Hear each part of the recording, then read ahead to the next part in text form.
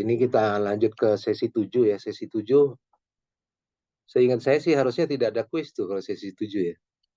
Cuma review dari sesi 1 sampai 6, nanti lanjut karena ujian kan minggu depan UTS gitu ya. Dari sesi 1 sampai 6, ada yang mau ditanya nggak? Banyak tuh sebetulnya tuh. Banyak Pak, Banyak, Pak.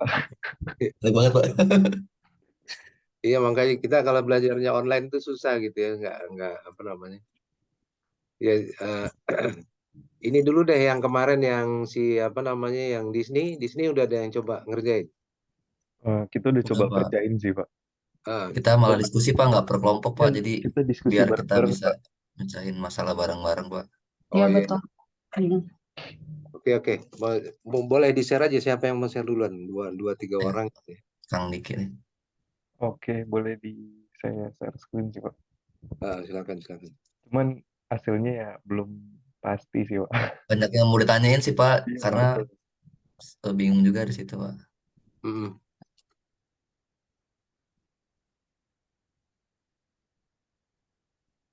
Jadi value akhirnya berapa tuh? Belum dapat deh. Belum dapat sih, Belum Pak. dapet Pak, karena dari mulai cost update-nya ke kanan itu mulai bingung Pak. Oke, sebentar. Coba Mas Diki sembari jelasin aja yang udah dipakai caranya gimana nih. Oh, mungkin bisa dibantu juga Mas Agung ya, Pak. Ya, Quote-nya saya juga salah. Boleh, Mas Agung? Silakan, Mas. saya. Oke Pak, jadi kalau expected growth, jadi kita startnya dari expected growth. Itu kita udah ikutin sesuai dengan data soal, terus EBIT-nya, EBIT satu mimpinya ada di data soal semua, terus expected ROC-nya juga ada data soal. Kalau reinvestment rate-nya kita bisa ambil dari data soal yang udah Bapak kasih tahu di situ, atau kita bisa langsung aja G dibagi R. Si growth-nya dibagi sama expected ROC-nya, ketemunya 53%. Lalu nominal reinvestment-nya itu ada juga di data soal, ada juga kita tinggal EBIT, si reinvestment-nya kita kali sama si EBIT satu min T, ketemunya 935. Terus si HCF reinvestment-nya itu EBIT satu min T dikurangin reinvestment rate, tinggal yang 1759 kita kurangin 935, di atas soal juga kayaknya ada. Terus betanya kita ambil dari data soal. Ini kita ke kanan dulu ya Pak, 2003 dulu ya Pak. Hmm. Terus risk free-nya ada data soal, risk free premium-nya juga ada, cost of equity-nya ada, cost of debt-nya juga ada data soal, after tax cost of debt-nya ada. Nah, ini Pak yang WD sama WE. Jadi WD-nya itu 34%, kemudian WE-nya 60%. Pak, ini sambil mau nanya Pak, kalau WD plus WE itu udah pasti 100% ya Pak? Iya, udah pasti 100%. Iya. Nah, Kang, kita ke kanan dulu Kang sebelum ke bawah. Ini ketutupan. Kita pakai angka 2003 aja dulu ya. Ya Pak, benar 2003. Terus WACC-nya dengan pakai rumus itu Pak yang WD dikurang ditambah itu 727. 7,27%. Hmm. Lalu diskon faktor cost of capital-nya 0,93. Terus FCFF-nya, nah FCFF-nya itu Kan kita eh, tambah lagi. ya Pak, Oh, FTFF-nya. FCFF Pak, FCFF itu kita yang EBIT 1 min T ditambah depresiasi dikurangin sama capex sama dikurangin sama non cash. Nah ini Pak yang mau kita tanya Pak, kalau si FCFF-nya itu si kita kita ambilnya yang udah net atau yang capexnya yang udah net atau yang masih spending spending. Kalau misalnya kita ambil yang net, kita nggak perlu masukin depresiasi lagi kan Pak? Nggak perlu. Nah, oke Pak, itu kita udah kita ilangin si depresiasinya Pak. Jadi langsung dikurangin depresiasi dan juga dikurangin sama non cash. Delta non cashnya itu ya Pak ya, benar ya Pak? Yang di situ Pak.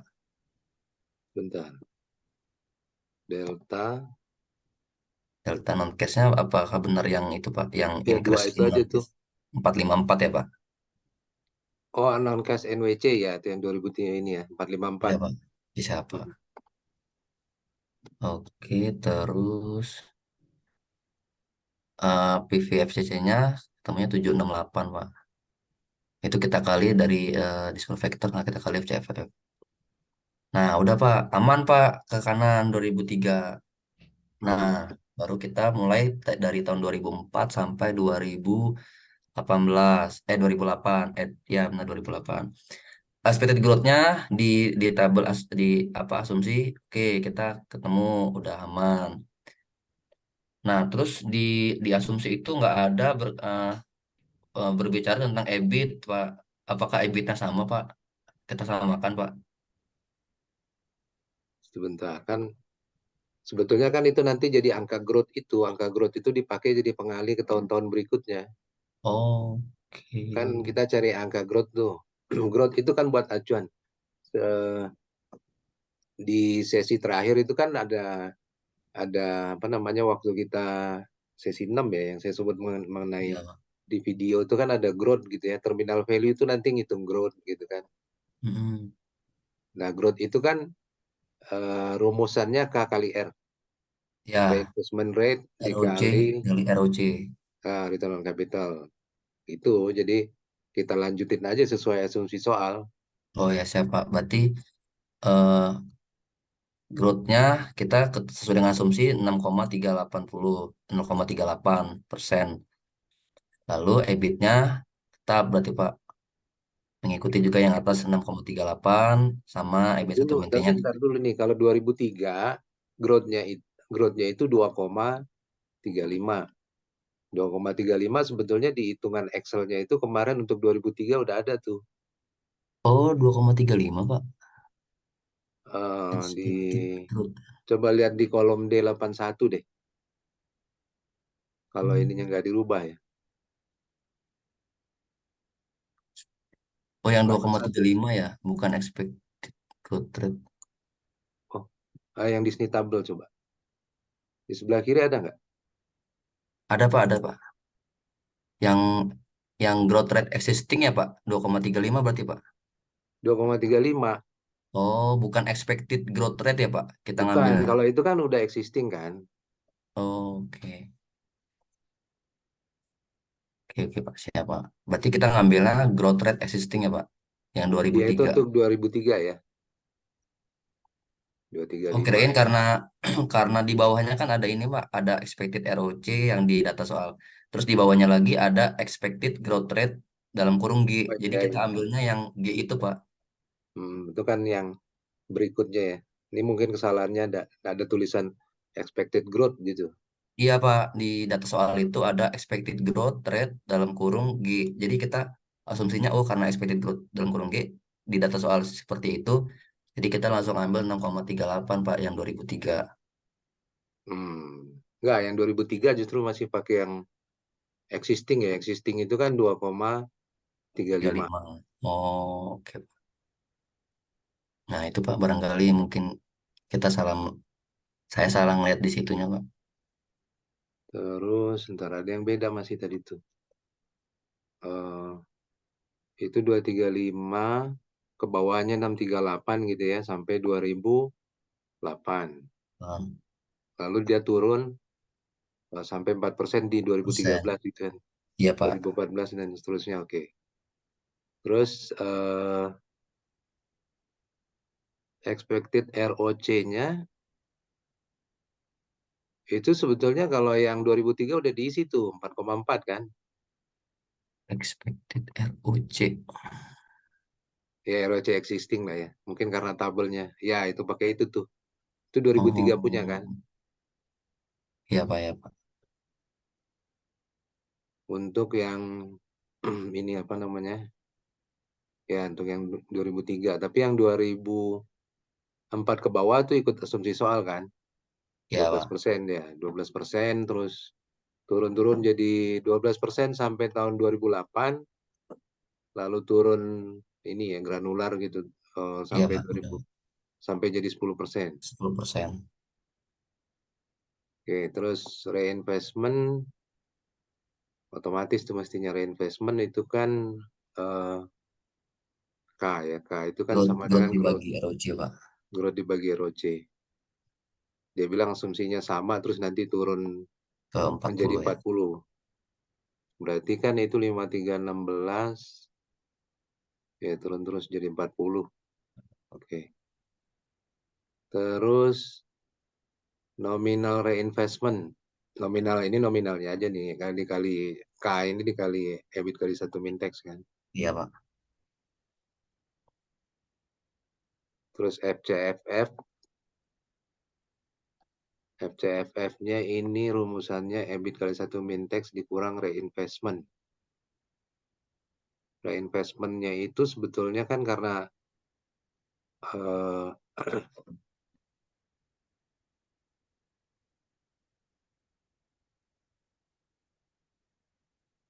reinvestment-nya itu sama dengan K dikali Lebih satu minta. eh, yaitu nominalnya. Jadi Ya, dari apa namanya?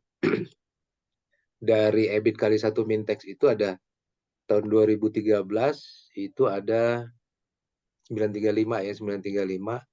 Nah, FCFF-nya sisanya.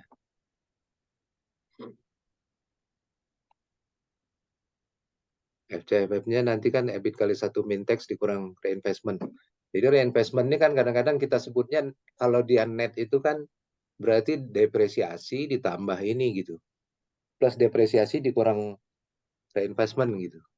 Kalau hmm. net gitu ya. Iya, Pak. Jadi nggak perlu lagi Banyak. pakai Nggak perlu lagi depresiasi kita itu. depresiasi. Jadi FCFF-nya itu 8, udah benar tuh tinggal ngurangin. Iya, Pak.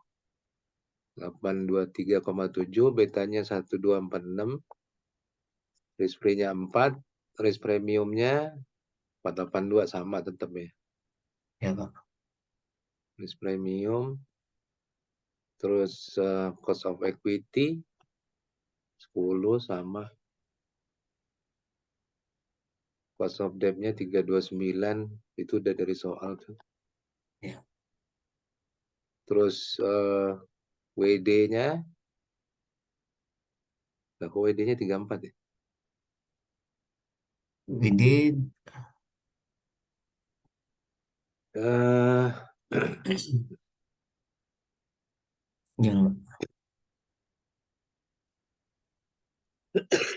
WD-nya kan di apa namanya sheet D60 udah ada tuh yang 2003, 21 Iya. sama 79. WD 21, WE 79. Market value dari equity sama market value of debt itu kan udah ada data 2003-nya. Benar nggak? Sorry Pak, di mana Pak itu Pak kalau untuk nilainya? Oh, wait. WD itu kan proporsi aja kan, proporsi Ya, proporsi utang sama ini ya, Pak. utang sama apa Modal. namanya? Utang sama ekuitas gitu kan. Itu. Nah, ini kan kalau di soal itu sebetulnya kan udah dihitungin tuh di awal tuh untuk WD. Market value of equity kalau kita lihat soal tuh udah ada tuh ya 55101. Market value of debt-nya 14668. Berarti kan proporsi tahun 2003-nya udah ada tuh. Temu nggak 55101? Itu satuannya 55 itu persen atau Itu nominal tuh nominal? nominal. Oh, nominal, Pak. Oke, berarti tinggal dibagi 100% gitu ya, Pak? Ya itu kan tinggal ini aja dijumlahin dan dibagi 100% ya. Nah gitu. Itu mestinya 21 ya.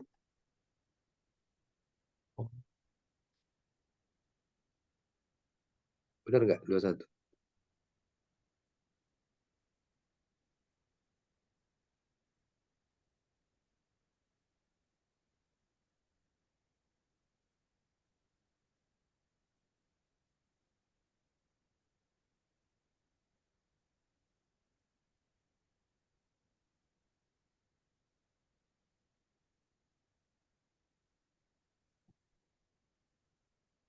Itu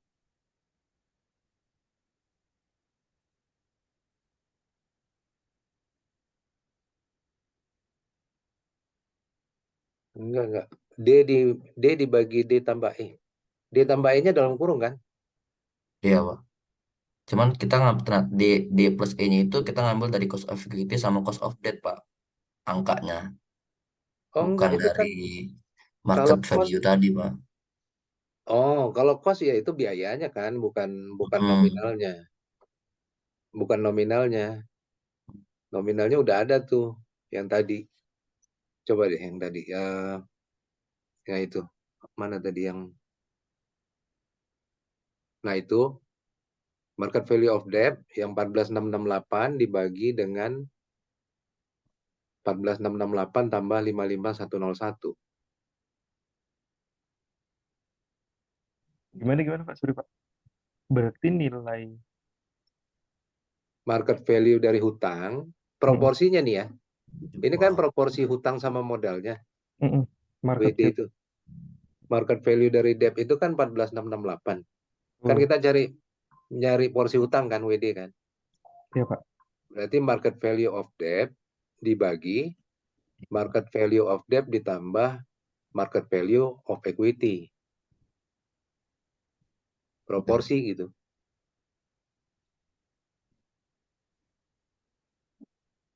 Sama, sama. Bentar. Ya kan Oke. 21 ya. Iya, Pak. Iya Pak. Bisa tuh Pak. Nah, WE-nya berarti kan tinggal 1 dikurang WD gitu aja. Karena itu pasti 100%. Karena itu kan proporsi berapa besar sih value hutang terhadap ini ya, hutang dan ekuitas gitu. Ya, ya.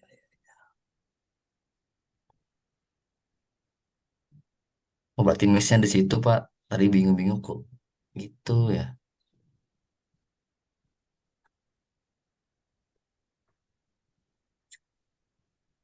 Kan pasti WE-nya gitu ya. Terus WACC saya dapatnya 859. Oh, ya karena perkaliannya beda nih. Coba dikaliin. Baru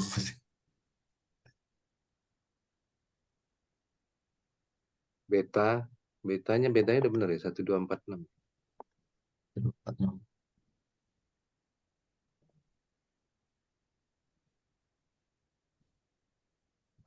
WACC itu kan WD dikali KD,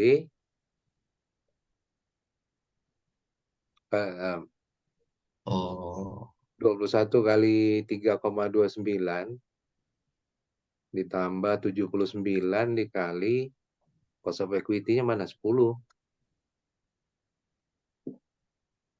Ditambah berapa Pak tadi Pak? ditambah 79 dikali 10% cost of equity-nya.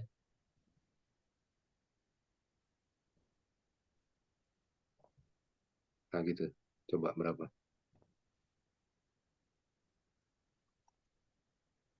859. Ya, Pak. Oke.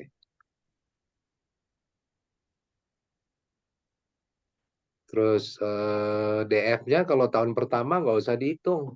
Itu buat buat patokan aja, jadi nggak usah diisi ujungnya. Oh, Nggak usah diisi, ini kan kita tahun pertama nih. ini berarti FCFF juga nggak usah diisi Pak. Hah?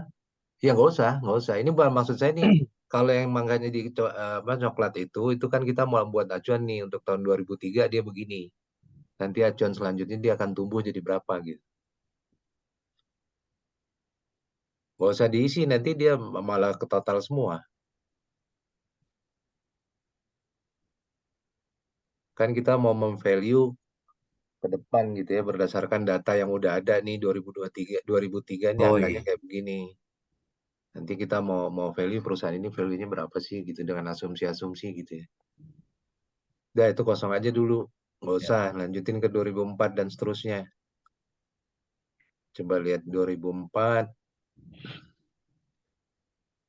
growth-nya 638, 638, 590, 543 sampai 4. EBIT-nya, nah itu mesti dikaliin growth dulu tuh. Berarti EBIT 2000 apa 2004 itu kan sama dengan EBIT 2003 dikali growth 6,38. Asumsinya growth 2004 kan dia growth-nya 6,38. Sorry, bukan begitu. 2805 dikali 1, coba deh, 2805 dikali dalam kurung 1 ditambah 6,38 tuh. Nah, itu. Ya. Ya. Jadi EBIT-nya tahun depan, tahun 2004 tuh perkiraan 2984. Begitu terus sampai ke bawah tuh.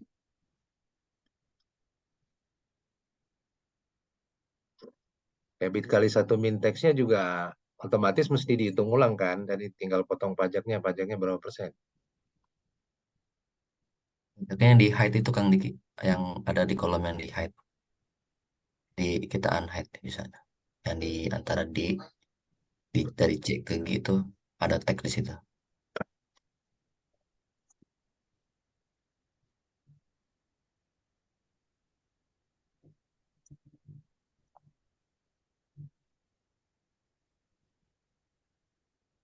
Dikali teks.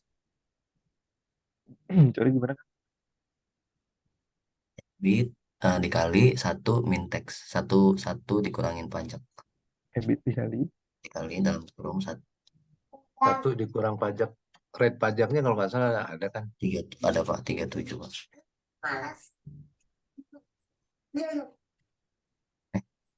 berarti ininya 37,3 pajaknya. Ya. 10 berarti. Ya Oh udah Kang, pakai rumus itu aja. bukan EBIT Kang tadi yang nah Ya udah tuh pakai D10 apa tuh pajak ya? pajak Pak. Ya udah tuh.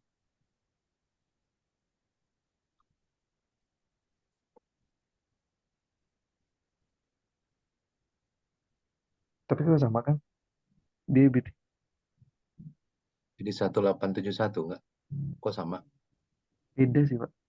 Ini Pak, Pajaknya bukan D10 kali. pajaknya 3730 Pak.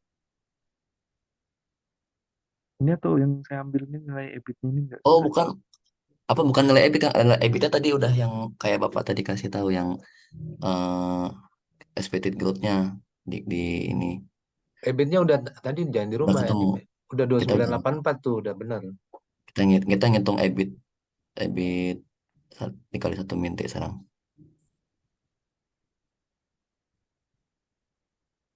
Oh ya, 187. Nah, 871 terus ke bawah gitu kan.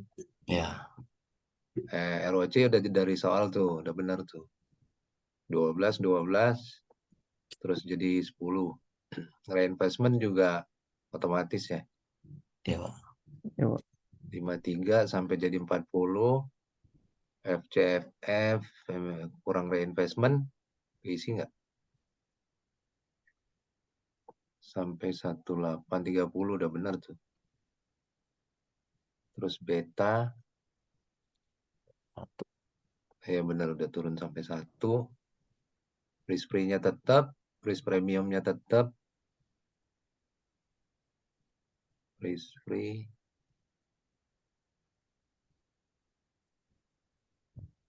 cost of equity-nya dari 10 jadi 882 gitu ya. Iya Pak. Ya Pak. Ya benar-benar. After tax cost of debt-nya tetap 329. Terus nah ini proporsi. Nah ini kan dia ngerubah gitu ya. Dari 21 terakhir dirubah menjadi 30. 30. 21, 228, 246, 264. Oke, itu selisihnya berarti Belakang. Di atas ke bawah. WE. WE-nya rumusnya tadi kayaknya belum ke bawah tuh WE-nya. Nah, udah. 70 ya. Iya Pak. WACC. Nah, DF-nya tahun pertama 921. Itu tahun pertama tuh. Nah, itu tuh. Oh ya Pak. Koreksi jadi tahun keduanya juga geser semua. Iya. kan tahun 2003 tahun 0. Tahun kita start akhir 2003.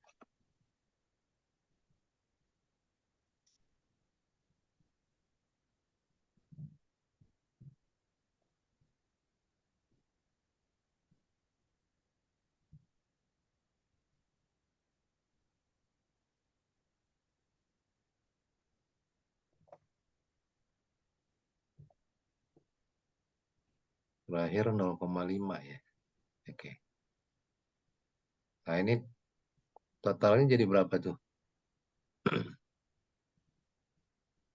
Kok 5529? CFF-nya, CFF. Kalau CFF-nya sama, Pak. Iya, CFF-nya sama Pak emang. FCFF-nya kok 8. Oh, beda-beda kan kayaknya tadi gara-gara kita EBIT-nya berubah Karena kan. kita berubah di sini ya. Karena kita masih pakai rumus di CFF-nya sini kan. Coba yang Kang, kita 2004 tuh yang ganti. 876. Nah, yang itu tuh Kita 876 ganti. di kolom M. Belum. Oh, Berarti sama dengan ke M aja Kang, sama dengan M. Nah, dah. Kita ganti. Nah, udah. Itu kalau di total jadi berapa?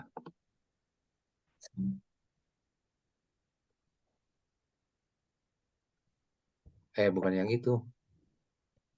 PVF, CFF jangan. Iya, Pak.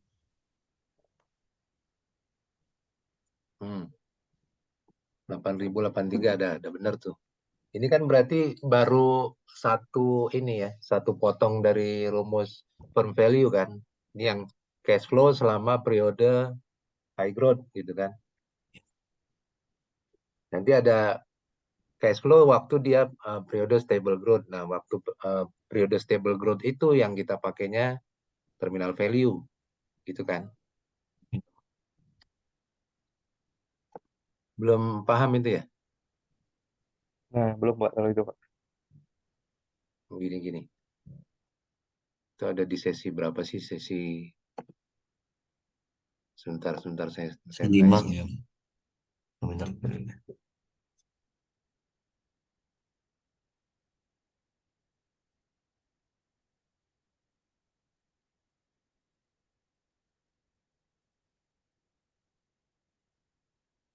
Sesi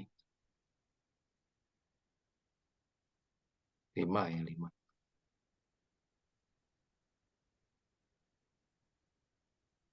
Bentar nih saya tayangin sebentar ya. Saya yang share screen sebentar. Coba dimatiin dulu deh Mas Diki. Boleh Pak, saya harus.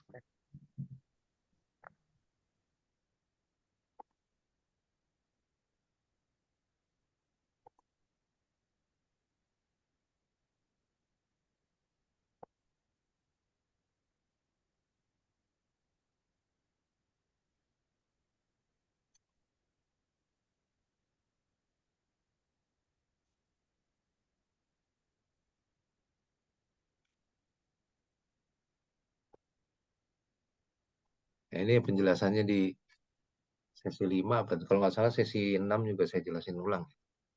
Kalau value of the firm itu penjumlahan dari cash flow gitu ya. Cash flow yang tadi kita hitung tuh dari tahun 2004 sampai 2013 tuh harus bagian yang ini kan.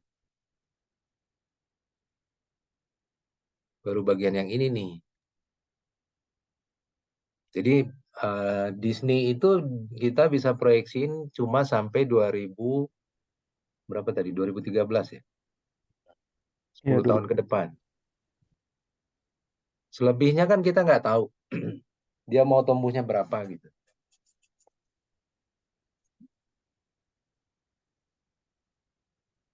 Selebihnya kita nggak tahu mau tumbuh berapa. Jadi selebihnya kita pakai ini nih, terminal value. Ini kita anggap, jadi sesudah tahun 2013, 2014 dan seterusnya, itu kita anggap sebagai periode ini ya, periode periode stable growth. Mungkin ada yang ingat kemarin tuh saya cerita mengenai siapa? Sido muncul sama Unilever gitu ya. Jadi makin makin mature perusahaannya, biasanya perusahaan itu akan masuk periode pertumbuhan stabil gitu dan itu angkanya relatif rendah. Nah, itu baru kita mulai menghitung ini nih terminal value. Terminal value-nya sendiri nanti kita kita diskontokan lagi ke tahun 0. Berarti kita diskontokan lagi ke tahun 2003 Tiga. gitu.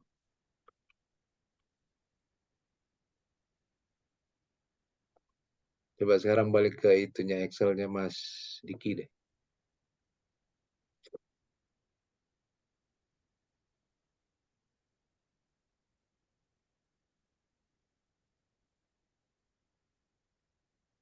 Sudah, Pak. Udah ya. Sekarang kita isi yang 2014 nih, yang 1 poin tadi udah kita dapat angkanya. Ditandain dulu yang yang itu aja di kolom 2014 dan seterusnya tuh. Itu nggak usah diisi lagi, jangan. Nanti nabrak. Nah, itu aja. Itu kan kita isi lagi. Kita isi lagi sekarang expected growth-nya sekarang tinggal 4% kan.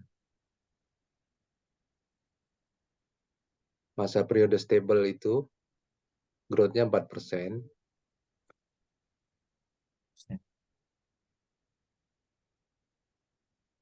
Itu ROC loh. Nah, di situ 4 sama-sama yang pakai tahun yang terakhir kan.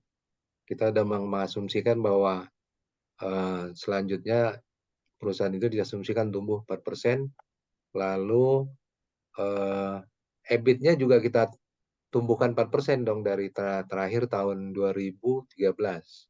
Berarti EBIT 2014 tuh itu 4866 lah. Enggak. Dikali itu 1 plus 0,4.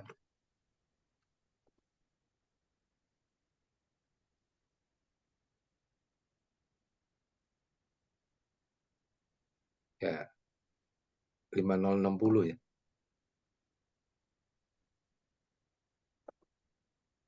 Oke.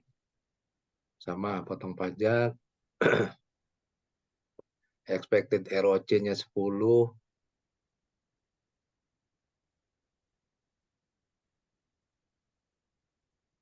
Sesudah pajaknya masih 5060. Karena pajaknya belum diisi Kang Diki yang di ini Kang. Oh, ya, copy aja.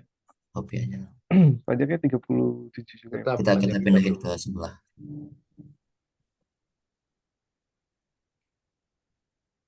Ya, expected ROC juga sama kan. Asumsinya return on capital-nya udah stay di 10%. Copy aja berarti ya. Reinvestment rate-nya stay di 40%.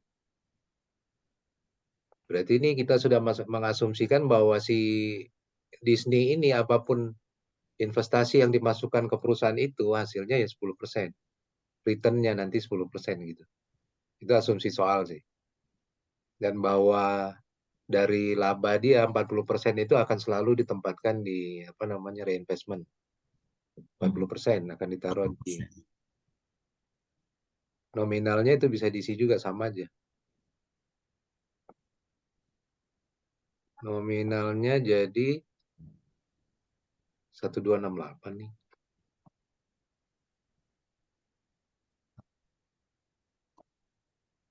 3173 kali 40%.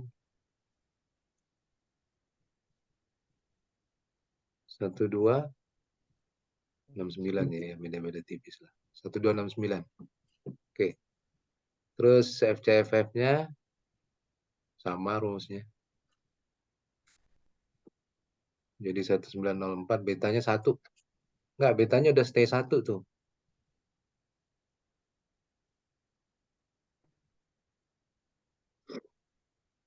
Risk free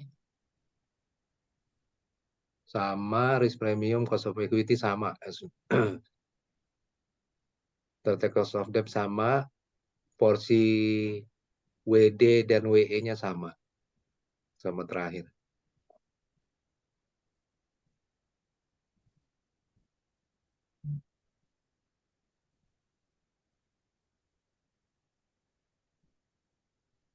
sama Gimana dengan Pak yang cost of terakhir.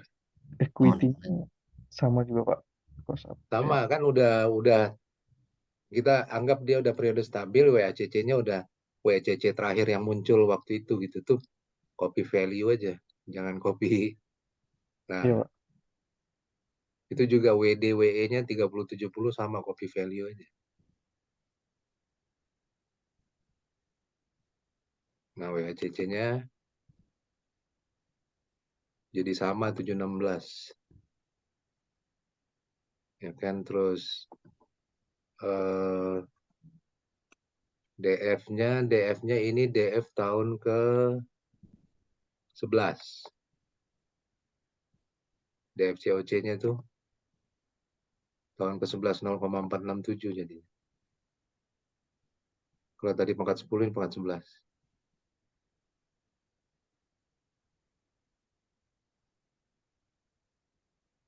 Pangkat 11 tuh. Ya, pangkatnya Kang. 0,5-nya jadi pangkat 11. Nah, udah berhenti sampai situ tuh. Oke, terus terminal value. Sekarang kita di luar tabel nih, kita mau hitung terminal value ya. Terminal value sesudah tahun ke-10. Tahun ke-11 berarti tahun 2014 ya. Di bawah aja bikin deh. Nggak dibikin baru aja, ntar bingung situ tuh. Soalnya mau pakai rumus lagi kan. Di bawah, di luar tabel aja, di bawah ada nggak? Ada space nggak? Gini maksudnya Pak. Ya, Oke. terminal value itu kan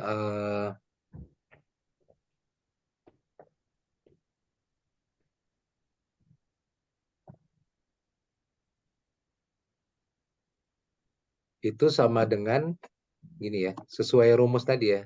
Terminal value itu adalah FCFF tahun terakhir dibagi WACC tahun terakhir dikurang growth. FCF tahun terakhir. FCFF tahun terakhir tadi berapa? 1904 gitu ya. Coba Diketiknya kalau nggak, biar nggak bingung. Jadi nggak di usah, jangan terminal value dulu, FCFF 2014 gitu. oke. FCFF 2014.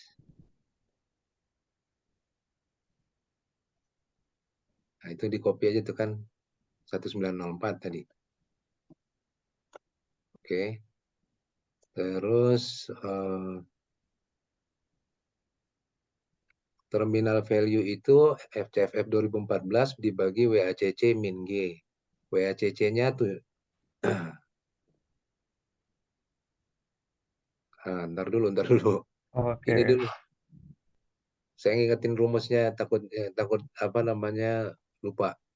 Jadi kalau terminal value sama dengan FCFF dibagi WACC min G. Sekarang WACC-nya ketik lagi deh. Di bawah FCFF 2014, WACC 2014 berapa tuh? 716.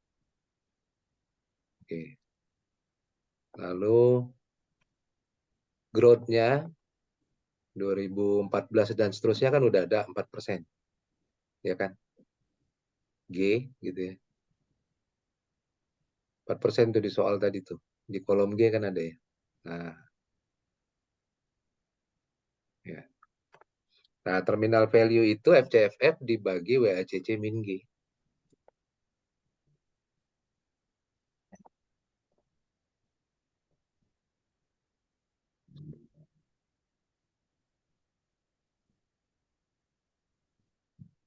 Segini hasilnya Pak.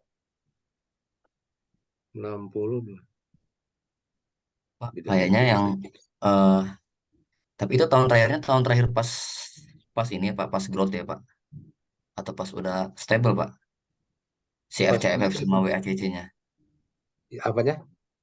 Pas FCFF sama WACC-nya pas di tahun terakhir pas dia eh growth atau pas dia udah stable Pak, Oh, udah pas di stable. high growth, pas udah stable ya Pak.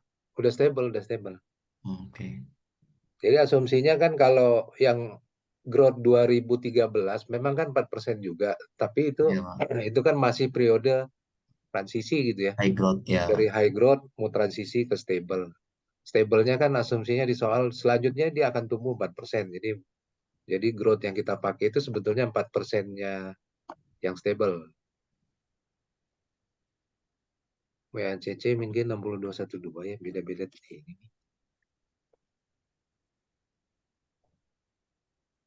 1904 dibagi 7,16, betul kan? Iya, Pak. Betul, Pak. Dikurang 4.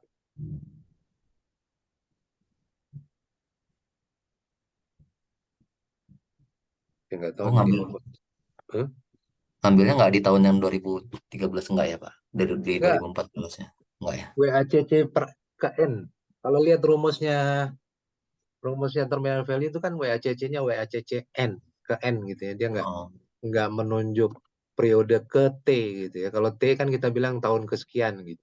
Tapi ya kalau soalnya, karena kita, Hah? mm-mm. Kalau Soalnya yang di kalau yang di Sanofi itu, Pak, dia di high growth tahun terakhir itu di 2010.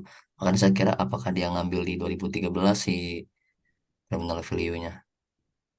oh yang Sanofi kemarin. Iya, yang Sanofi itu dia kalau saya lihat di situ sih dia rumusnya si FCFF sama WACC-nya di 2010-nya, Pak.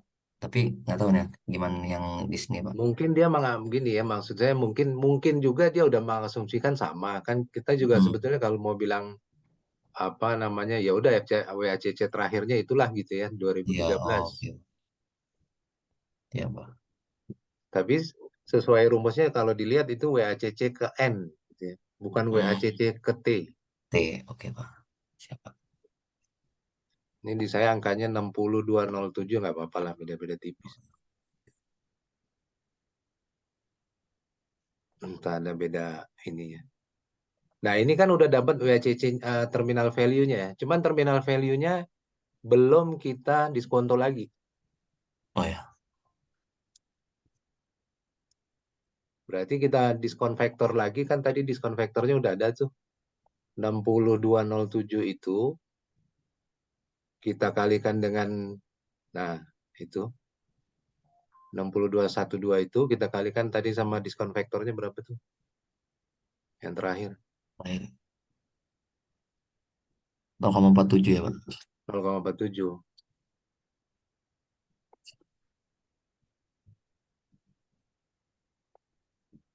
Nah, dapatlah 28. Nah inilah si apa terminal value sesudah ini, sesudah kita diskonto. Jadi perusahaannya udah kita value, kita tarik mundur, nilainya sekarang di 2003 itu, karena kita mulainya ngerjakannya kan di 2003 ya, tahun 0. Nilainya itu 28.136. Uh, Firm value itu sebetulnya tinggal kita apa namanya ya?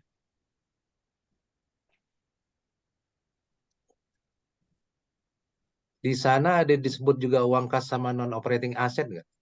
Ada kan? Financing aset Nah, Ada sih, Pak. Di sama kasih. cash. itu ditambahin lagi. Jadi 3 hal itu kita tambahin tuh. Kas sama non operating asset 1583 sama 1849. Sorry, Pak. Bentar. Tadi lagi ngecas. Gimana, Pak? Bang value sama dengan?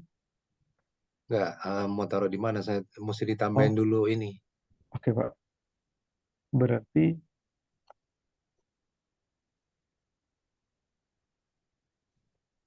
cash market ini sama, Nah, taruh di copy aja dulu lah di bawah tuh. Ah, buat. sama non operating asetnya Hmm, ya, Pak. ya itu semua yang tidak berkaitan dengan operasional gitu kan. Nah, firm value-nya itu mana dia? Nah, firm value-nya itu penjumlahan dari 28136 ditambah dengan yang tadi, yang cash flow yang totalan tadi yang 8.000 berapa tuh? Benar, Pak. Nah, itu ditambah uang kas sama non operating asset itu. yaitu 39651.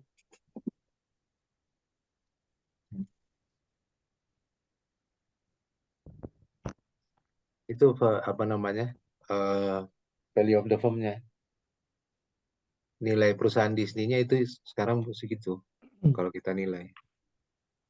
Cuma kalau kita mau bandingkan lagi, ini kan sebetulnya kita hitung cash flow-nya pakai FCFF. Memang kan semua discounted cash flow mulainya pakai FCFF. Kalau kita mau hitung lagi sebetulnya value equity-nya berapa, tinggal kita kurangin dengan hutang kalau kita punya hutang. Oh, Di case ini kan nggak ada hutang kan? nggak ada sih, Pak. Nggak ada. Kalau kita mau hitung berapa sih market value equity-nya, kita kurangi dengan hutang saat ini tuh dapat market value equity. Cuman kan kemarin di soal nggak nanya itu ya, di Sanofi yang ada, kalau nggak salah yang ada. Ada, Pak. Nah, market value of equity ini yang kita bilang itu dibandingkan kalau memang di market sahamnya ada gitu ya, market cap-nya berapa sih nilai sahamnya gitu. Nilai sahamnya dikali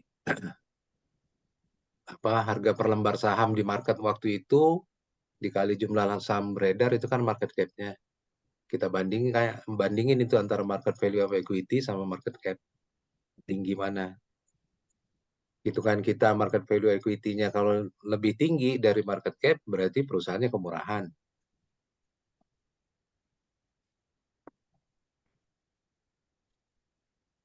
Nah, ini contoh Sanofi ya. Firm value-nya kan 101, sesudah dihitung nih.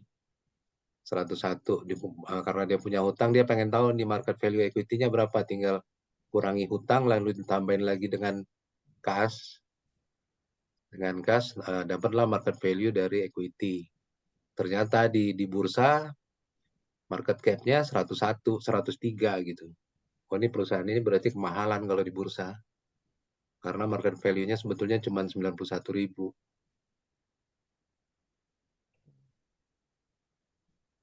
Gitu itu kira-kira kalau nanti dipakai juga waktu kita mau merger akuisisi gitu. Kita hitung dulu. Hitung dulu value perusahaan itu berapa, gitu kan, lalu ini wajar atau enggak. Makanya sebetulnya dalam valuation itu ini atau apa namanya, banyak judgement sebetulnya, nggak polos seperti ini gitu ya. Banyak judgement, asetnya juga dilihat, kemampuan dia menghasilkan laba juga dilihat. Itu ada yang mau ditanyakan lagi?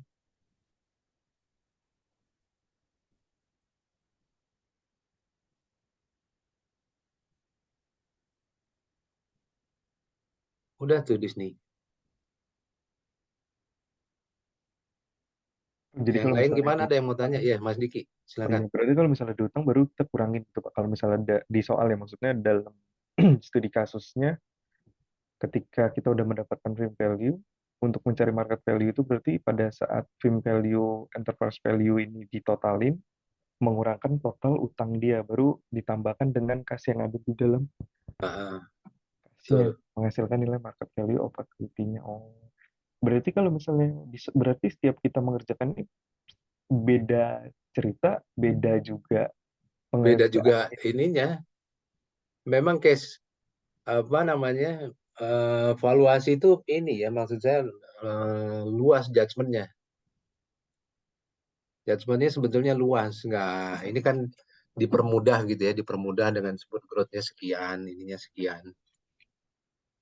Tapi prinsipnya kan gini, firm value itu kan market value dari hutang ditambah market value dari equity. Betul nggak? Kalau kita ingat neraca, Ya. di neraca itu kan ada dua tuh di sisi pasifa ya. Ada hutang sama ekuitas. Total aset perusahaan itu, total aktiva atau pasifa perusahaan itu kan, total pasifa perusahaan itu kan sama dengan total hutang ditambah total ekuitas. Gitu kan? Iya benar Pak. Nah, cuma kan kalau secara akunting kan itu cuma nominal yang tercatat, yang terbuku gitu ya, nggak menggambarkan potensi sebenarnya dari perusahaan. Yang bisa tercatat secara nominal itu sebetulnya cuma hutang. Hutang yang bisa tercatat secara nominal ya. Ada yang berbeda sedikit kalau mungkin hutangnya obligasi yang nilainya bisa naik turun berdasarkan suku bunga pasar yang berlaku saat itu gitu. Tapi nilai hutang itulah yang kita akuin sebagai market value of debt. Jadi bisa kita pakai nilai hutang yang ada di neraca. Jadi firm value kita kurangi dengan nilai hutang yang ada di neraca, itu kita dapat market value dari equity.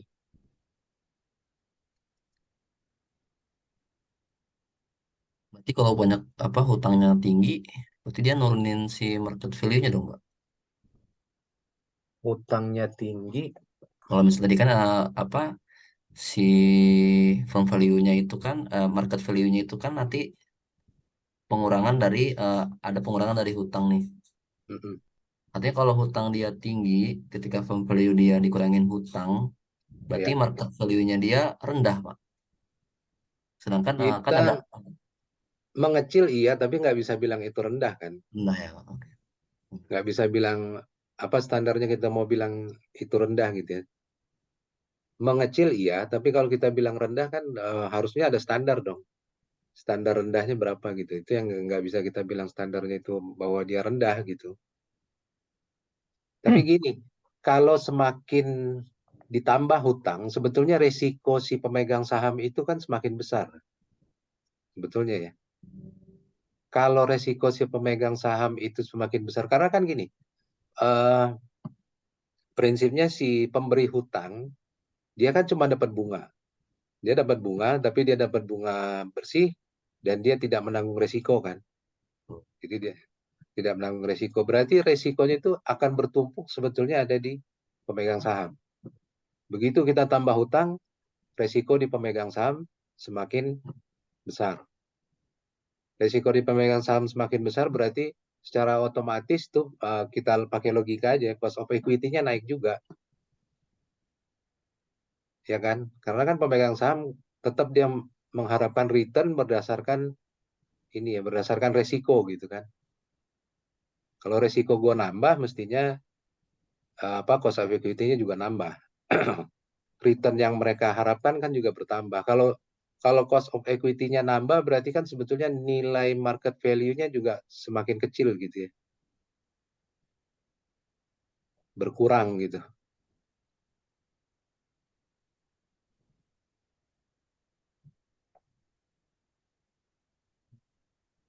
Nah, Pak, aku mau nanya nih, Pak. Kalau misalnya kondisinya nih, Pak, less total debt-nya ini kita anggap dia lebih besar daripada enterprises value-nya. Terus kan dia akan mempengaruhi market value of equity-nya. Ntar dulu, Nah, total debt lebih besar dari dari firm value-nya, Pak.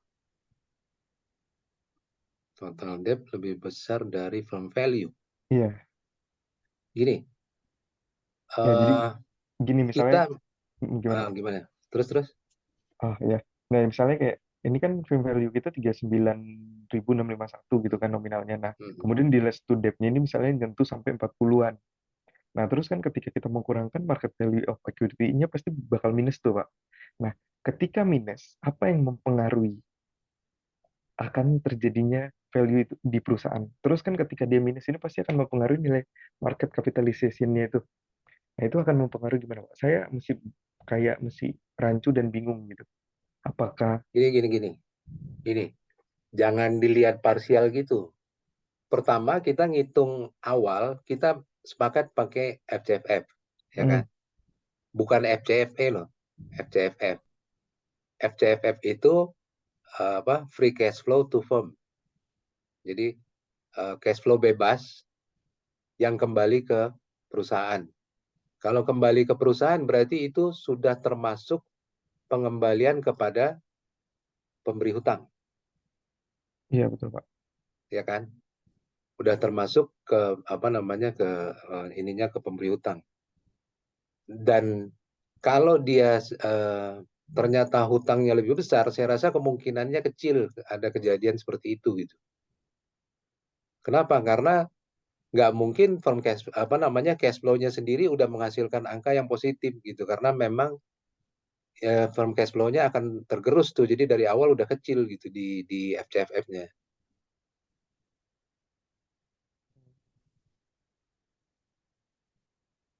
Paham, paham, Pak. Jadi dari cash flow awalnya pun seharusnya kalau memang dia mau minus gitu ya, dari cash flow awalnya pasti dia udah minus tuh.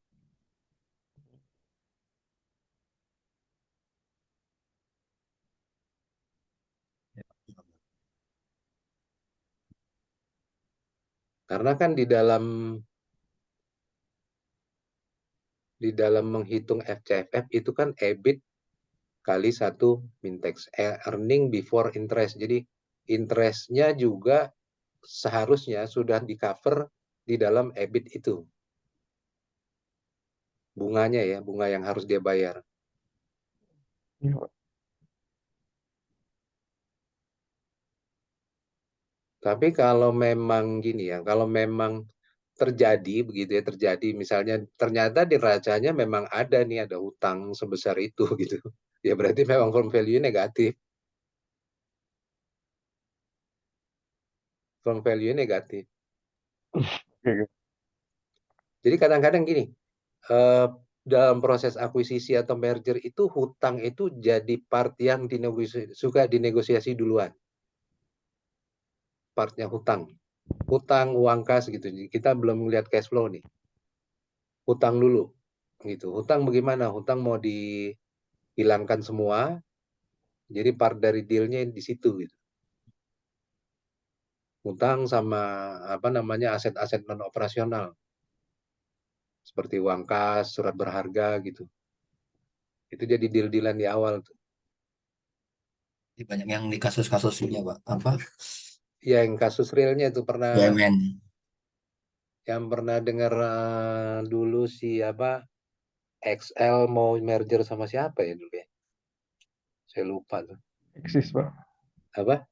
Eksis bukan, Pak. Kan Yes. dia merger sekarang, Pak. Excel Jadi yang Axiata kan. nah itu yang dinegosiasi utangnya dulu. Grup Salim juga pernah akuisisi siapa yang negosiasi utangnya dulu. Hmm. Utangnya dulu. Jadi nanti firm value-nya udah bener nih. Ini sekarang ada porsi hutang. Hutang ini penyelesaiannya gimana gitu. Karena kalau kita lihat, oh ternyata memang hutangnya besar sekali gitu kan. Hutangnya Iya. besar sekali, market value Anda cuma segini nih. Gitu kan. Anda mau dibeli dengan harga segini, atau kita deal-dealan hutang, Ya. Ya, kayak akuisisi apa klub bola juga kayak gitu, Pak. hutang dulu Utang-utangnya ya. dulu nih. Kayak Erick Thohir ngambil Inter Milan dulu ya. Nah, Ya kan itu masih mau Moratinya lagi bangkrut gitu dulu kan, seingat saya itu. Terus di Erick Thohir deal-dealannya dengan membayar semua hutangnya Inter Milan. Tapi kan prinsipnya yang mereka lihat kan sebetulnya cash flow ya. Yang mereka lihat cash flow, kemampuan menghasilkan cash flow tahun-tahun ke depan. Masih menguntungkan apa enggak?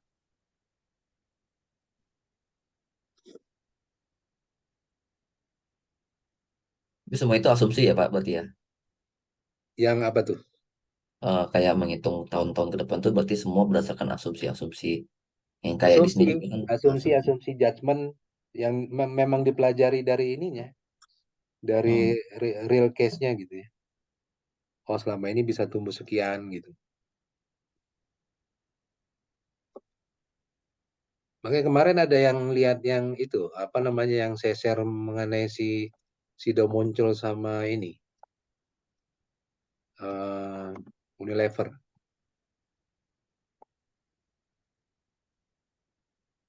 Coba deh di stop dulu. Ini ada yang mau tanya lagi nggak? Silakan.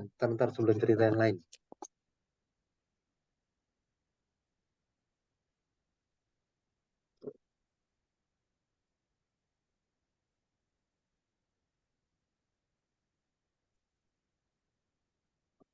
Waktu kita kemarin menghitung optimal apa apa namanya optimal capital structure, kan kita cuma pakai satu tuh. Ya kita nganggapnya terminal value aja. Ada yang sadar nggak? Kita nggak pakai periode high growth, tapi langsung aja stable growth gitu kan.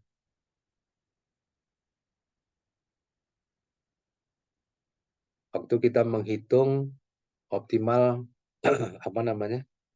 Capital structure. Sesi berapa tuh? Sesi 4.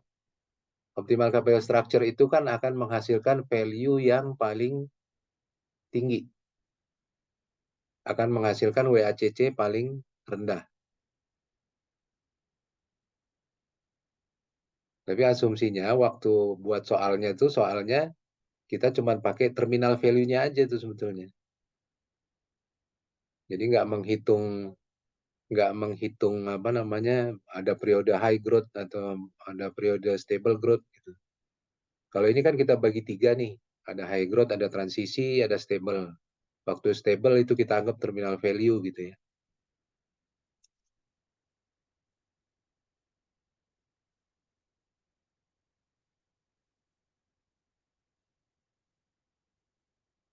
Begitu, ada yang mau tanya nggak nih? Nanti kalau ujian nggak lah, nggak sesusah inilah. Udah Ya, panik sih, Pak. susah, Pak. Ya, Kita lumayan Ya nih, Pak Pak. Dinda silakan. Ini yang cewek-cewek diam aja. ya Pak masih meraba. Masih meraba. Ambigu banget kata-katanya berubah. Jadi kan kalau kalau apa ujian udah pasti open book, udah pasti open book. Ya Ya, adalah satu dua hitungan. Saya bikin hitungan sederhana aja. Tapi yang paling penting kan bisa menunjukkan kalau eh, kaliannya itu paham gitu bahwa prosesnya itu seperti ini gitu.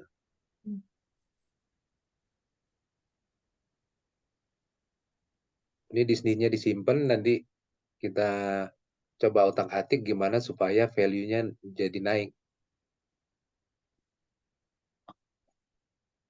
di sesi 8 atau 9 gitu. Baru nanti lanjut ke merger. 9 berarti ya, Pak. 8-nya kita UTS, Pak. Oh, 8 UTS ya.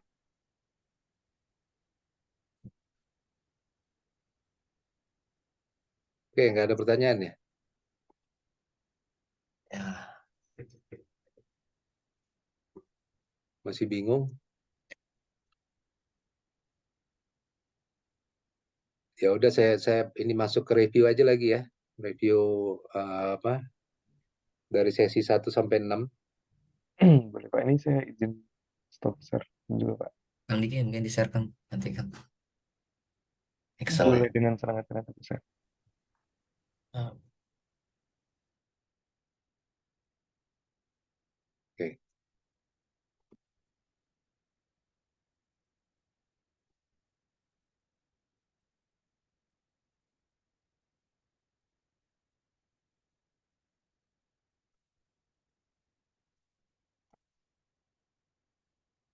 Ini balik ke cerita awal supaya mudah-mudahan nggak bingung gitu.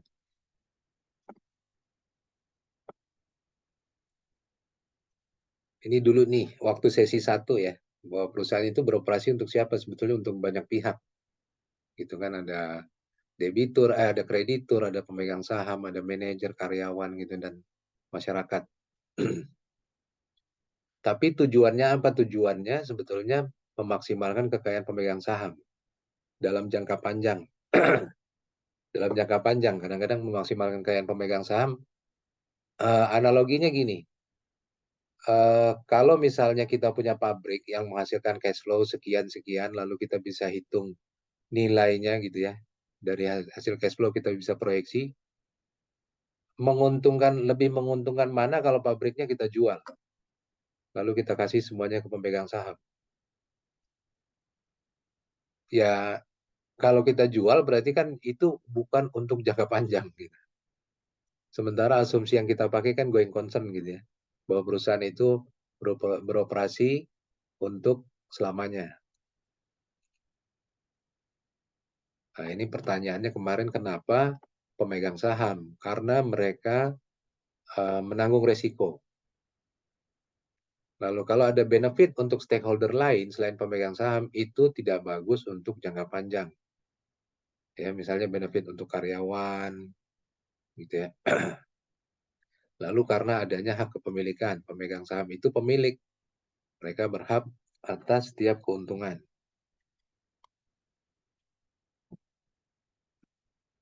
Memaksimalkannya dengan apa? Sebetulnya memaksimalkan daya beli. Jadi selain nilai sahamnya meningkat, juga ada aliran dividen.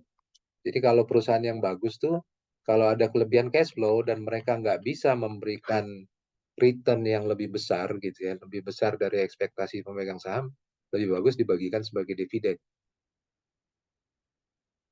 Supaya si pemegang saham bisa memutuskan kemana mereka akan menginvestasikan dananya.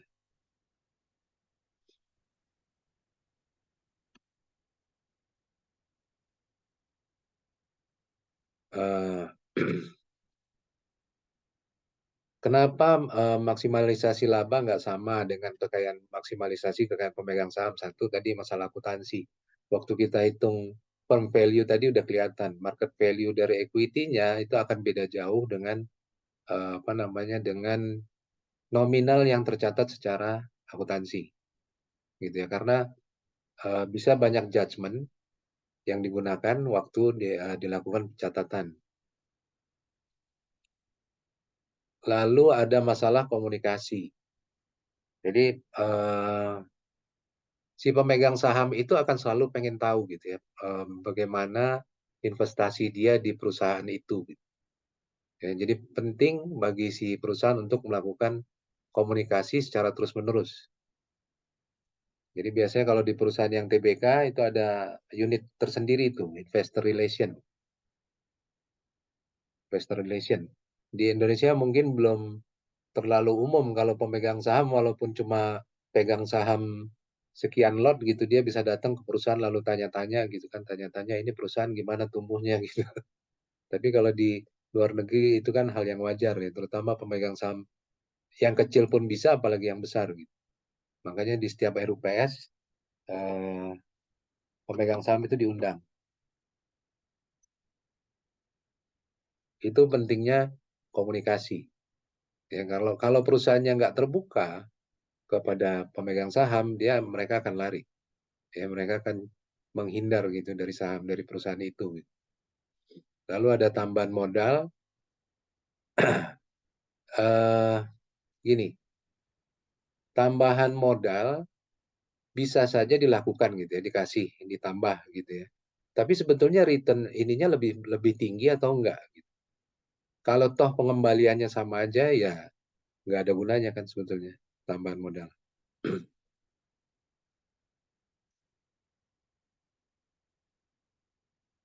Nah ini yang pertanyaan balik ke pertanyaan tadi ya. Kalau ternyata ada satu pabrik yang bisa menghasilkan cash flow, lebih bagus mana? Apakah kita jual aja pabriknya kita kembalikan ke pemegang saham gitu? Atau supaya pemegang saham bisa investasi ke tempat lain. Nah, ini yang membuat manajemen kan menjadi tidak nyaman ya dengan kondisi ini. Jadi perlu organisasi yang berbasiskan value based management.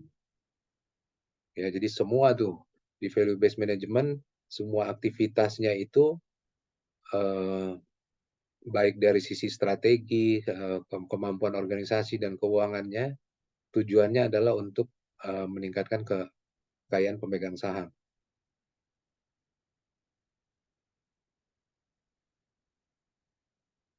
Nah, ini 3 langkah. Ini contoh kalau teman-teman tahu ya, kan sekarang kan ada OKR ya. Objective Key Result. Ini banyak digunakan sekarang nih. Contoh aja, coba browsing-browsing gitu. Coba cari tahu mengenai OKR. Jadi kalau perusahaan sebagian besar itu masih menggunakan KPI kan, Key Performance Indicator. Tapi kalau OKR itu sebetulnya banyak digunakan fintech. Digunakan juga di Google. Jadi setiap unit itu bergerak sama untuk memberikan value. Jadi misalnya gini nih, misalnya top manajemen udah bilang, ini target kita tahun ini sekian, harus mencapai laba sekian, misalnya 40 triliun.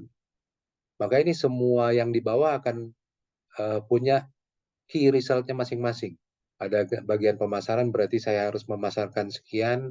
Lalu ada bagian penjualan, saya harus melakukan penjualan sekian gitu.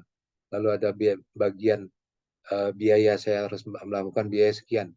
Dan ini bergeraknya bersama gitu untuk mencapai itu gitu. Dan dievaluasi hampir tiap hari. Itu ininya hebatnya OKR. Gitu ini objektif key result. Jadi setiap unit bisa berinisiatif, bisa punya inisiatif sendiri untuk mencapai key result yang sudah ditetapkan. Ini untuk diketahui aja ya, bahwa sekarang tuh sebetulnya sudah jauh berubah gitu. Nah ini kegagalan manajemen berbasis laba ya. Tadi kenapa laba? Kenapa maksimalkan kekayaan pemegang saham bukan laba? Bahwa laba itu bisa terdistorsi, bisa dimanipulasi gitu ya dengan metode pencatatan. Contohnya ini depresiasi gitu ya, depresiasi. Sebelum depresiasi ternyata labanya sama, sesudah depresiasi labanya jadi beda-beda. Sebetulnya kan ini bisa karena faktor metode aja, metode yang digunakan. Lalu belum memasukkan semua unsur yang menjadi pertimbangan kelayakan dari investasi. Seperti dua perusahaan ini, perusahaan A dan perusahaan B, walaupun mendapatkan laba yang relatif sama gitu ya di tahun ke-1, 2 dan 3, tapi sebetulnya perusahaan B ini menggunakan resource yang lebih besar. Ini contoh bahwa debiturnya bertambah, yang berhutang ke dia bertambah, inventorinya bertambah, sementara di perusahaan A itu dia cukup menggunakan lebih kecil. Jadi cash flow-nya sebetulnya perusahaan A lebih besar dari perusahaan B. Lalu tidak memperhitungkan time value of money. Tidak memperhitungkan risiko, yang bahwa ada probabilitas terjadinya suatu kejadian. Kalau kita lihat sebetulnya di dalam WACC itu sudah ada faktor risiko kan? Ada nggak faktor risiko di cost of capital? Di mana ada faktor risiko di itu?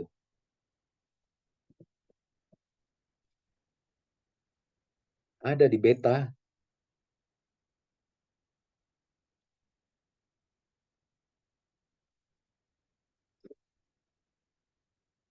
Nah, ini value tercipta kalau investasi menghasilkan pengembaliannya, actual return-nya lebih besar dari required return. Dalam hal ini misalnya required return-nya kita bilang itulah cost of capital, gitu ya. Actual return-nya bisa jadi lebih besar. Kalau dia lebih besar berarti dia berhasil menciptakan value bagi perusahaan itu.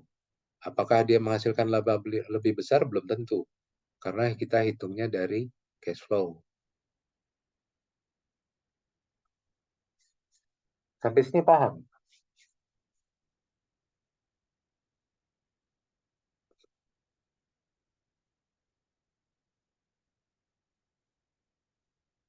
Nah, ini tadi sama ya.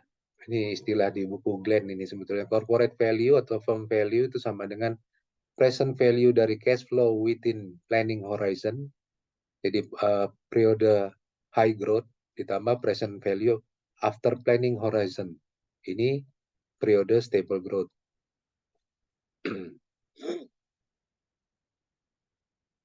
Nah, terus di sesi kedua kita mulai memberikan contoh NPV ya untuk kelayakan proyek. Sebetulnya NPV ini cuma metode gitu ya, metode bahwa investasi itu harus menghasilkan lebih gitu ya dari opportunity cost dari seorang investor. Ya, sama juga bahwa return-nya itu harus lebih besar dari WACC-nya. Kalau lebih kecil dia proyeknya nggak layak. Kenapa? Karena faktor time is money. Ada mencakup 3 hal apa saja di time is money itu, bahwa waktu, ada kompensasi waktu.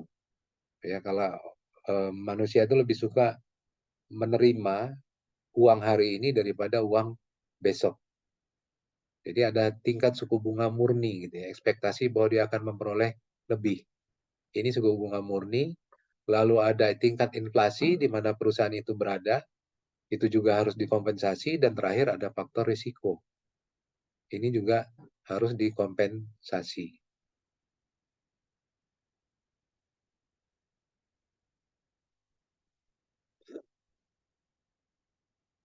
Nah, ini kalau required return, kalau kita menghitung dengan time value of money gitu ya, required return itu adalah risk free rate, suku bunga bebas risiko. Contoh aja misalnya suku bunga obligasi pemerintah gitu ya, surat utang pemerintah, ditambah premi risiko. Preminya misalnya, oh perusahaan ini risikonya lebih tinggi, jadi ditambahkan misalnya premi risiko untuk menambah required return. Biasanya di hutang ya, kalau di hutang itu suka ada rating, gitu ya kan, ada rating. Jadi obligasi itu ada ratingnya. Oh triple A berarti risk premiumnya rendah gitu. Itu sebetulnya untuk menentukan nanti risk premiumnya. Kalau di hutang, ya. Nah, konsepnya seperti apa sih sebetulnya ini ya? Ini menjelaskan bahwa future value itu sama dengan present value dikali 1 ditambah suku bunga di pangkat N. Sebetulnya di tabel tadi itu kita sudah menghitung seperti itu gitu ya. Bahwa present value itu adalah future value dari 1 ditambah suku bunga pangkat N. Lalu net present value itu bahwa hasilnya harus positif gitu. Ya, harus positif. Jadi dari sisi cash flow positif, tapi dari sisi time value of money juga harus positif. NPV ini banyak digunakan untuk investasi. Ini untuk acuan aja buat teman-teman juga mungkin bisa digunakan. Apa sih klasifikasi dari investasi gitu ya? Apakah itu penggantian peralatan, ekspansi dari produk yang ada pengurangan biaya, ada produk baru, ada masalah legal yang harus dipenuhi gitu ya. Itu akan menjadi investasi gitu ya. Dan harusnya hasilnya itu memberikan, kalau kita berinvestasi di hal-hal ini harusnya memberikan hasil yang lebih.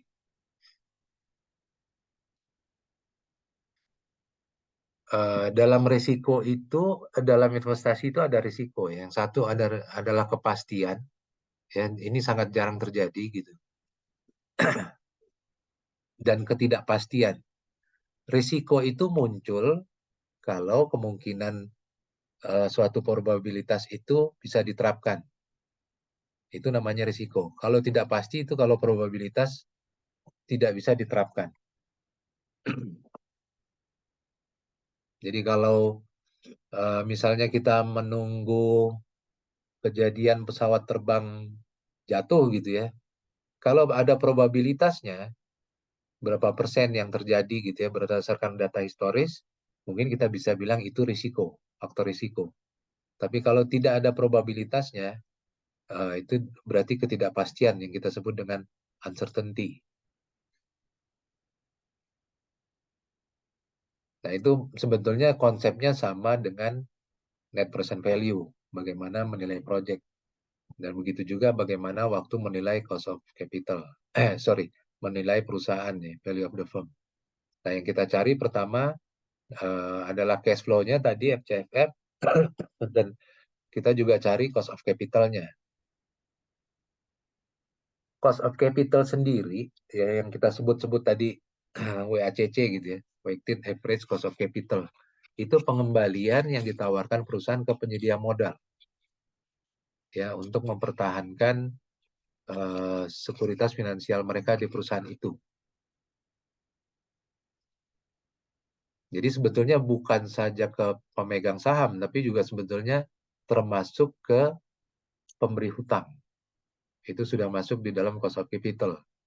Di mana dalam cost of capital kan tadi ada WD, ada WE gitu ya. Nah, jadi kalau kita udah dapat cost of capital inilah yang kita jadikan angka diskonto. Tadi kan udah dikerjakan tuh. Jadi tingkat diskonto.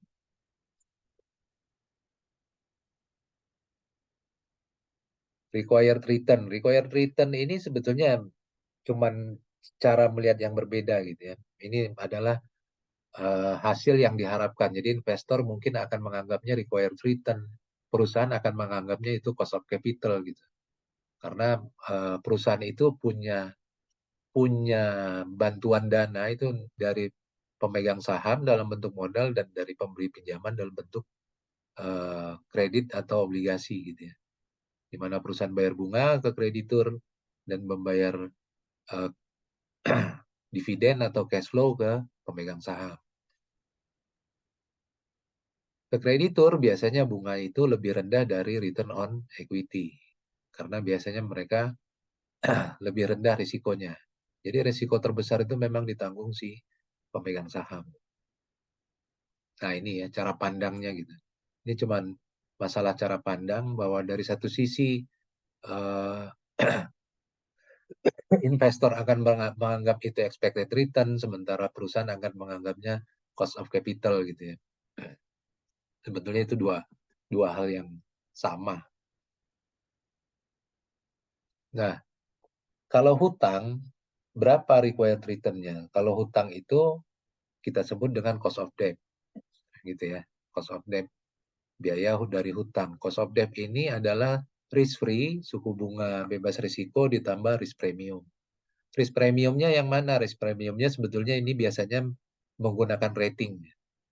Menggunakan rating. Tapi kita anggap aja sebetulnya kalau untuk perusahaan, bunga yang dibayarkan perusahaan itulah sudah mencakup biaya hutang ya, cost of debt. Jadi udah termasuk risk premium.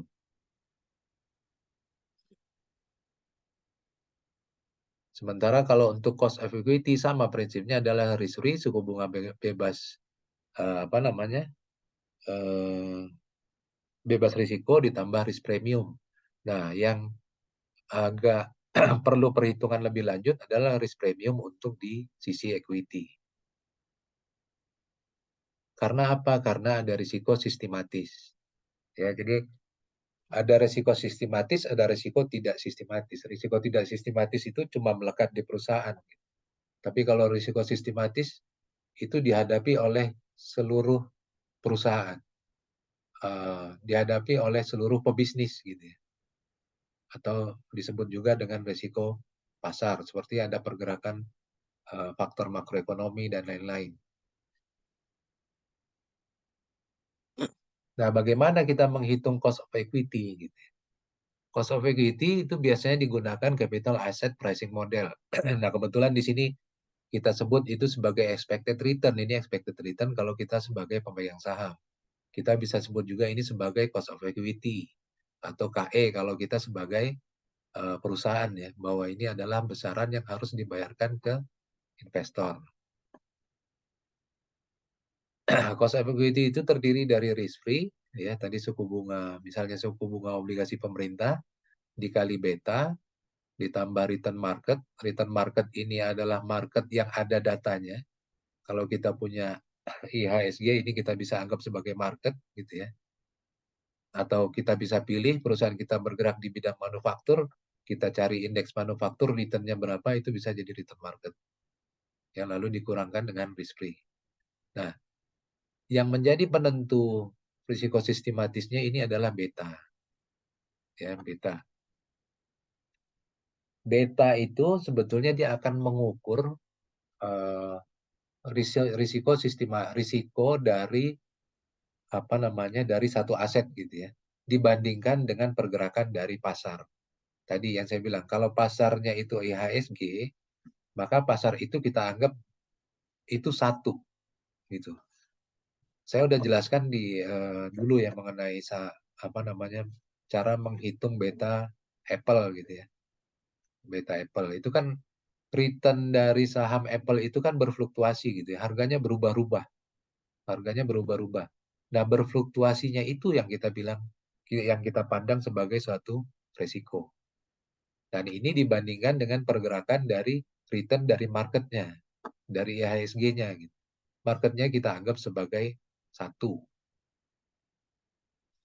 Nah, nanti perusahaan ini sesuai rumusan, ini adalah beta perusahaan ini, satu perusahaan itu adalah covariance dari return return saham perusahaan I dengan return market dibagi varians dari return market. Contohnya udah ada dulu ya di Excel. Beta sama dengan 1 bahwa investasi diperkirakan bergerak sejalan dengan pasar. Gitu. Jadi dia menanggung resiko sama dengan pasar. Beta lebih besar dari 1 menunjukkan bahwa volatilitasnya lebih tinggi. Ya, berarti dia lebih tidak stabil dari pasar. Beta kurang dari 1 menunjukkan volatilitas yang lebih rendah.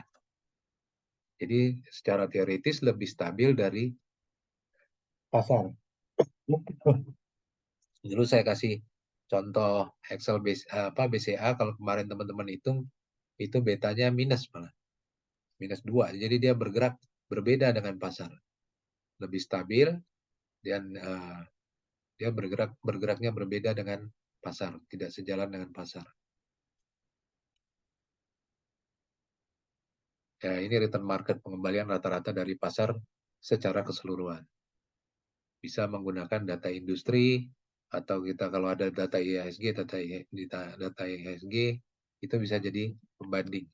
Jadi kalaupun perusahaan teman-teman mengukur value dari perusahaan tertutup, teman-teman bisa bandingkan tuh dengan value dari kemampuan return dari perusahaan-perusahaan yang ada di market, karena datanya akan tersedia tuh. Jadi bisa lihat, oh return, misalnya rumah sakit, rumah sakit Siloam, rumah sakit Hermina, itu kan perusahaan terbuka. Bisa dilihat rata-rata returnnya berapa sih. Sementara kalau di rumah sakit kita nih, tempat kita bekerja misalnya, atau rumah sakit yang kita punya, returnnya berapa. Ya, kita anggap bahwa return yang di market itu sebagai acuan. Apakah kita kalau lebih dari 1, berarti beta kita lebih dari 1, berarti kita lebih berisiko, gitu ya, dibanding rumah sakit yang ada di market. Ini gambaran aja. Nah, sudah dapat cost of capital, baru kita cari sebetulnya berapa sih capital structure yang paling optimal gitu ya. Karena kan tadi porsinya kan ada porsi hutang dan ada porsi ekuitas. Optimal capital structure itu akan mengukur berapa sih porsinya ini supaya cost of capitalnya ini rendah. Ya. WACC adalah biaya modal rata-rata tertimbang. Ya, jadi WACC sama dengan WD dikali KD dikali 1 mintex ditambah WE dikali KE. WD dan WE ini harus 1 total jumlahnya. Ya. Dikali cost-nya. Kalau untuk utang karena ada pajak dikali lagi 1 mintex. Kalau KE enggak. KE cara ngitungnya gimana tadi? KE kita pakai CAPM tadi ya. Yang ini. Nah, ini KE.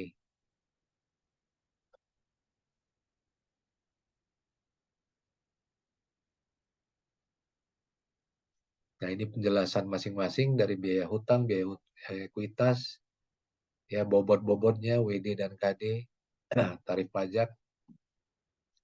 Ini contoh. Nah, ini saya tambahkan lagi bahwa KE itu sama dengan RF ditambah beta dikali RM min RF.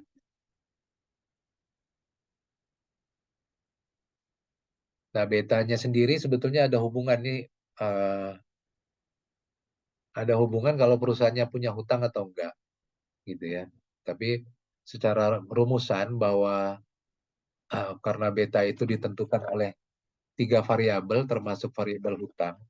Jadi ada hubungan antara beta perusahaan dengan hutang dan beta perusahaan tanpa hutang.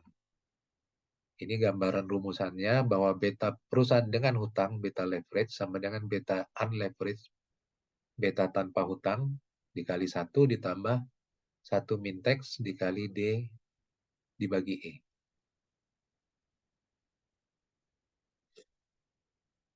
Nah, dari WACC tadi, kita bisa menghitung sebetulnya struktur modal yang paling optimal. Maksudnya berapa sih porsi WD, berapa sih porsi WE gitu ya, yang bisa memaksimalkan value dari perusahaan. Ini ada beberapa pertimbangan dengan struktur, terutama terkait struktur modal yang optimal. Ya, pertama tadi cost of capitalnya sendiri, toleransi resiko, manfaat perlindungan pajak, fleksibilitas finansial, karena nggak semua perusahaan itu fleksibel secara finansial. Mungkin lebih sulit untuk mencari hutang gitu, ada kondisi gitu ya.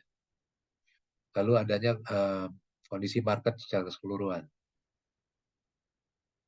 Kepercayaan kreditur dan investor. Jadi ada banyak sebetulnya beberapa pertimbangan dalam mencapai struktur modal yang optimal. Industrinya sendiri gimana, sasaran strategi bisnisnya sendiri gimana, gitu.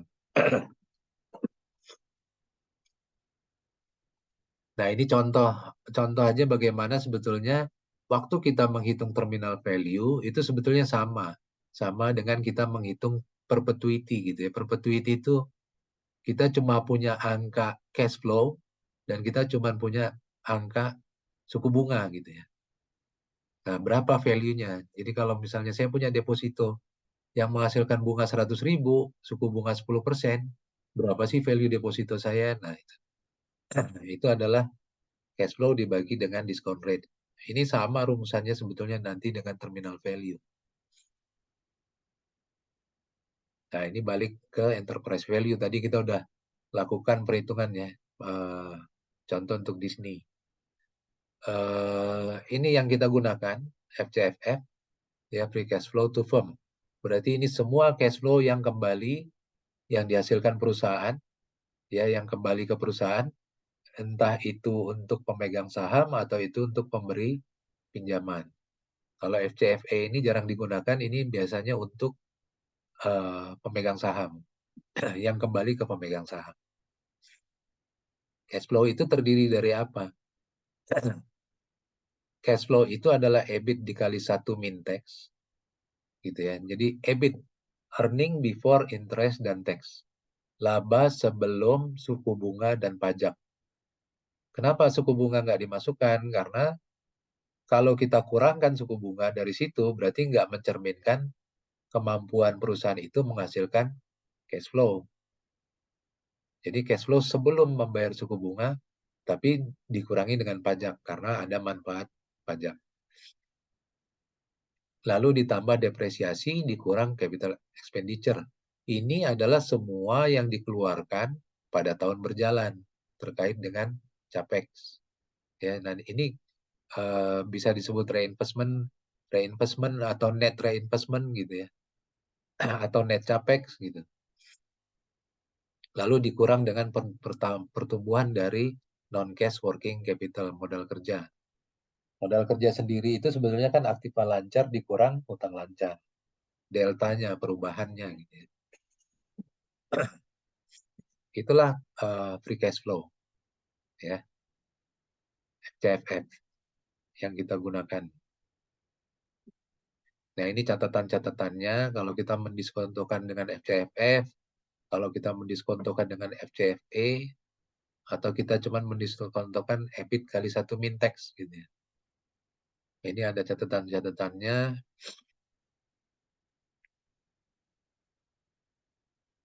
Nah, ini kapan menggunakan FCFF? FCFF digunakan kalau memang rasio hutangnya itu berubah-ubah. FCFE digunakan kalau rasio hutang perusahaan tidak berubah-ubah. Ya, jadi bisa digunakan untuk mengukur value dari equity. Ini ada satu lagi sebetulnya dividend valuation, tapi ini saya nggak perlu bahas menurut saya, karena terlalu simpel gitu ya, terlalu memudahkan. Tapi biasanya digunakan kalau FCFF maupun FCFE-nya sulit diketahui. Biasanya ada di perusahaan keuangan.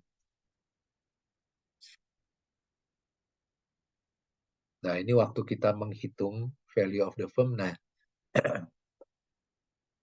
value dari firm itu adalah penjumlahan dari cash flow-nya dibagi didiskontokan dengan 1 plus WACC.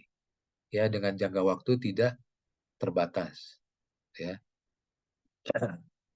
Perusahaan itu perusahaan itu berpotensi memiliki usia yang tidak terbatas. Gitu ya. Kalau ini kan berarti kita harus menghitung cash flow terus-menerus gitu ya.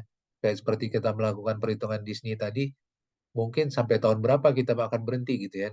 Mulai dari 2003 sampai 2013. Kalau dengan rumusan ini kan berarti terus tuh sampai waktu yang tidak terbatas. Karena asumsi adanya infinite life. Karena adanya asumsi going concern bahwa perusahaan akan berjalan selamanya. Nah, karena kita nggak bisa menentukan perusahaan itu cash flow-nya selamanya, kita gunakan terminal value. Ya, terminal value ini menggambarkan adalah cash flow terakhir dibagi dengan WACC dikurang G. Ya, G ini sendiri growth rate, tingkat pertumbuhan. Ya, jadi yang rumusan yang pertama ini FCFF dibagi 1 plus WACC, ini periode high growth, terminal value yang didiskontokan ini kita sebut dengan periode stable growth. Nah, G itu sendiri kan rumusannya adalah tingkat reinvestment, jadi bagian dari laba yang diinvestasikan kembali ke perusahaan. Jadi laba itu kan bisa dibagi dua nih ya kalau perusahaan.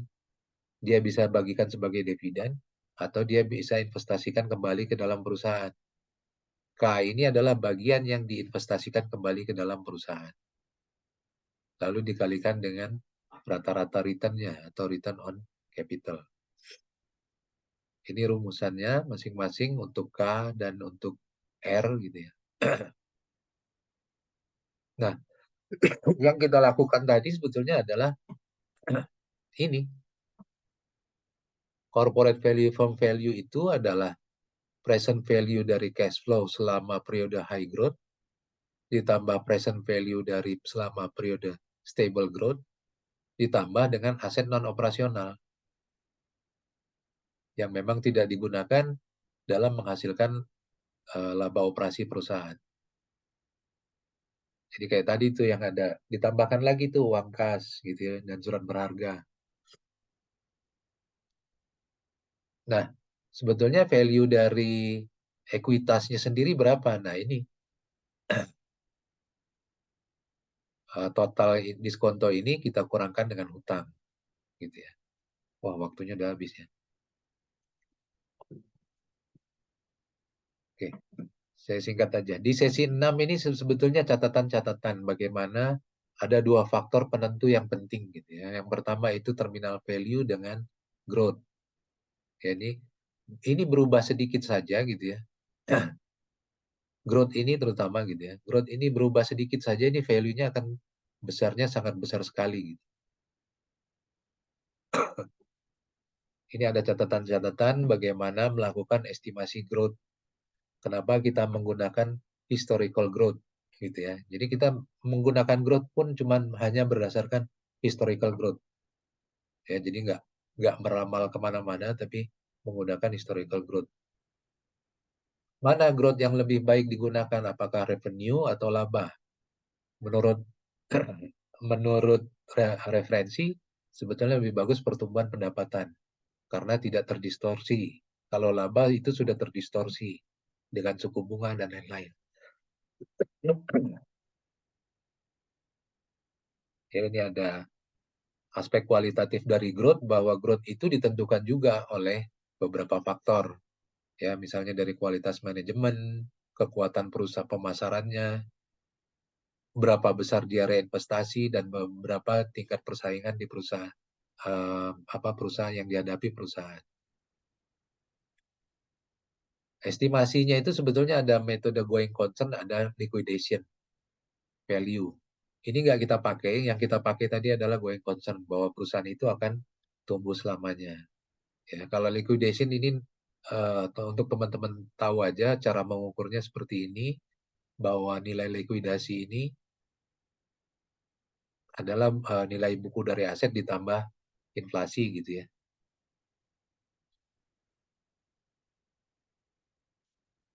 Ini batasan stable growth. Ya itu.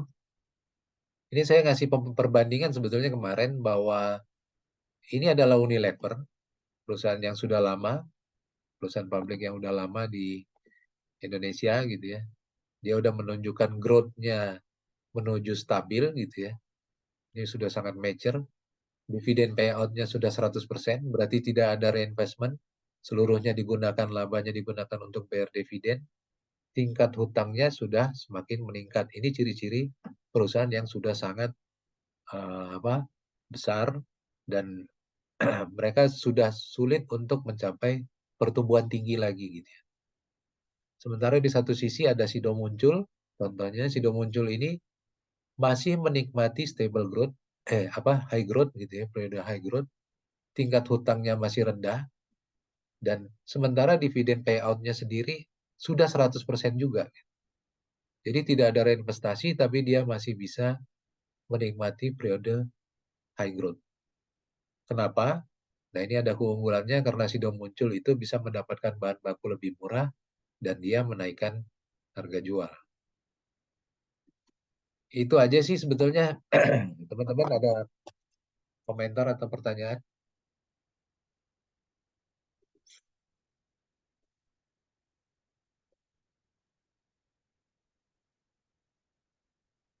Ada yang mau ditanyakan? Kalau ujian ya saya bilang nggak, inilah. Pokoknya pasti open book dan nggak akan keluar dari materi. Jadi tolong buktikan aja bahwa itu memang kalian paham gitu ya. Memang paham pengertian itu gitu ya. Hitung-hitungan juga secara teknis saya nggak mungkin akan terlalu ngasih yang terlalu jelimet gitu. Yang penting konsepnya bisa dipahami. Oke, kalau nggak ada pertanyaan saya kira cukup ya. Untuk pagi ini saya tutup. Terima kasih. Selamat pagi. Assalamualaikum warahmatullahi wabarakatuh. Waalaikumsalam. Terima Waalaikumsalam. kasih, Terima Pak. kasih, Pak.